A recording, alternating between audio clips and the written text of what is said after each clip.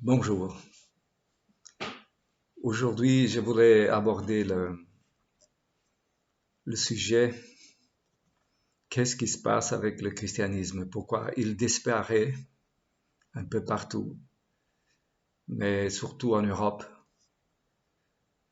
Le christianisme a pratiquement disparu. Et c'est dramatique, mais ce n'est pas étonnant. Parce que dans d'autres régions du monde, il y a des chrétiens, mais ces chrétiens, ils sont mélangés au monde, dans les façons de penser, dans les façons de ce que le monde apprécie, dans les façons dont il s'adapte bien au monde, en tous les domaines, vestimentaires, euh, loisirs, les goûts. Ils regardent les émissions du monde, s'alimentent de ça. Alors ce qui arrive, c'est la raison pour laquelle le christianisme se meurt. Ce n'est pas quelque chose qui n'était pas prévu.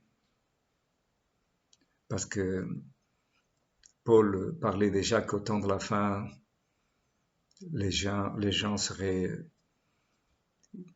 amoureux d'eux-mêmes, hautains, arrogants, ennemis même de ses parents, ennemis des gens de bien.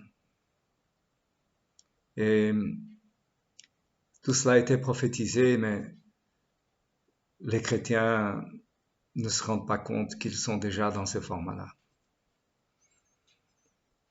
Alors, quelle est la raison de cette catastrophe, de ce christianisme qui disparaît inévitablement? Et la raison principale, vous savez, Paul, il nous a parlé clairement. Il a parlé même à des églises comme ceux des Corinthiens qui étaient encore des enfants en Christ et qui continuaient dans la prostitution, dans le péché de la chair.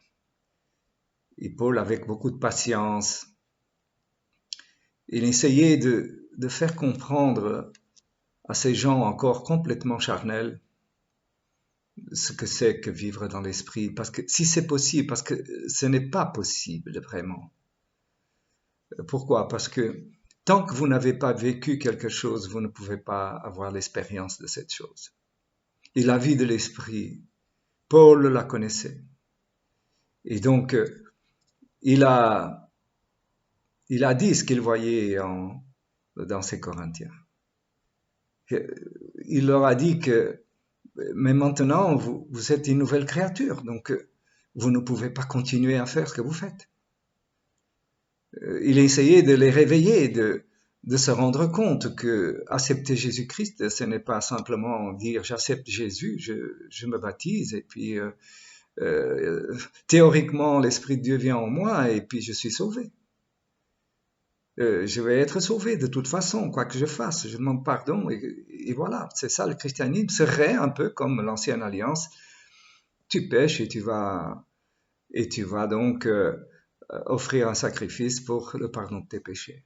Non, non, non. Le sang de Jésus-Christ, il est précieux.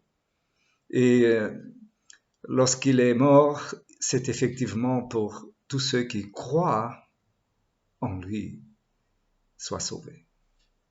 Et donc, croire en lui, ce n'est pas un mot vide. Il n'y a rien derrière. Ce n'est pas croire voilà, dans notre cœur, mais il n'y a rien qui se passe, quoi. Il n'y a rien qui change dans notre vie. C'est pas ça la foi. Alors Paul, il disait aux Corinthiens que, en réalité, il essayait de leur faire comprendre que s'ils ne changent pas, s'ils continuent de cette façon, c'est parce qu'ils sont inclinés vers la chair. Alors il leur explique que si vous restez dans la chair, vous commettrez le péché. Mais si vous vous inclinez vers l'Esprit de Dieu, alors vous ne commettrez pas les œuvres de la chair, c'est-à-dire le péché. Voilà, il essaie de parler à un peuple encore vraiment trop charnel. Il essaie de les amener à la réalité. La réalité est Christ en nous. Et pour le trouver, il faut être incliné vers l'Esprit, c'est-à-dire que, en réalité, il faut que nous soyons nés de nouveau. Vraiment.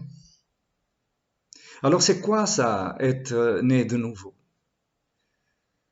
Jésus a dit que si on ne naît pas de l'Esprit, on ne peut pas voir le royaume de Dieu, c'est-à-dire qu'on ne peut pas discerner le royaume qui est là aujourd'hui et qui règne sur tous ceux qui vraiment vivent dans l'Esprit.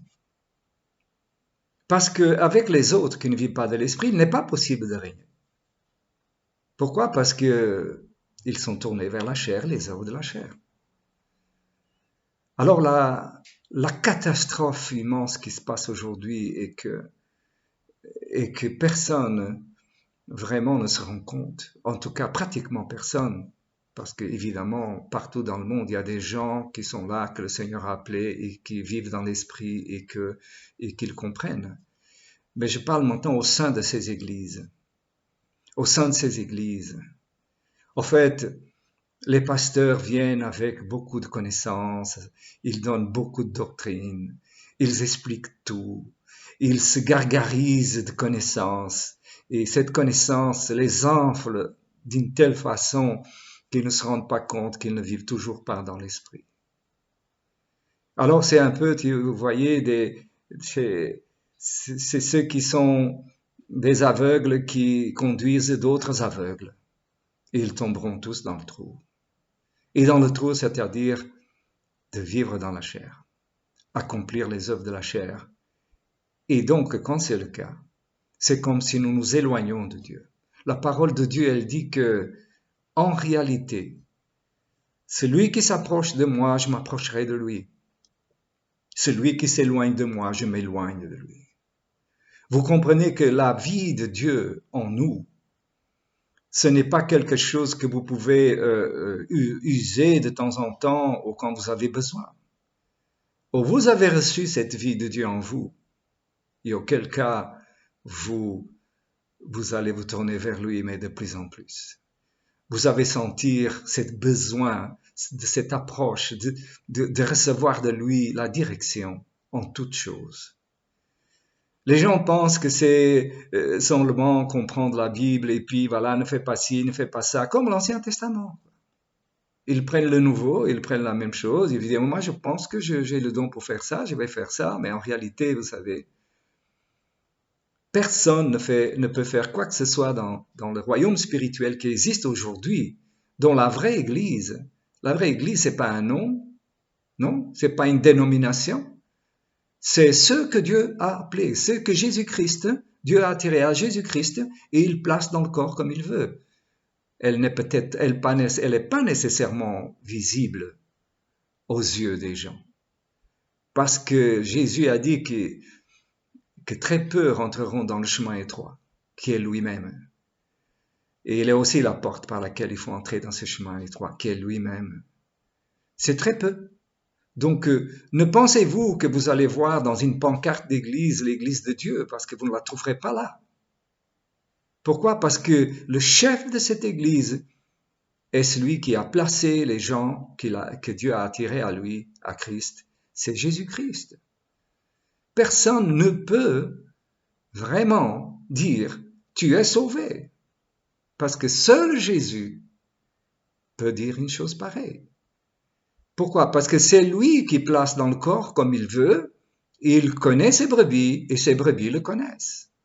Alors vous comprenez bien que les pasteurs aujourd'hui, pour la plupart, ils ont chacun sa doctrine, ils ont ouvert chacun leur église, ils ont donné un nom à l'église, et déjà ça c'est une erreur monumentale. Pourquoi? parce que Jésus est la tête de l'Église. Je continuerai dans une autre vidéo parce que c'est quelque chose de très, très, très important et j'aimerais que les vidéos ne soient pas très, très dures très longtemps pour que les gens puissent absorber tout ce qu'il y a à dire sur ce sujet. Que Dieu vous bénisse.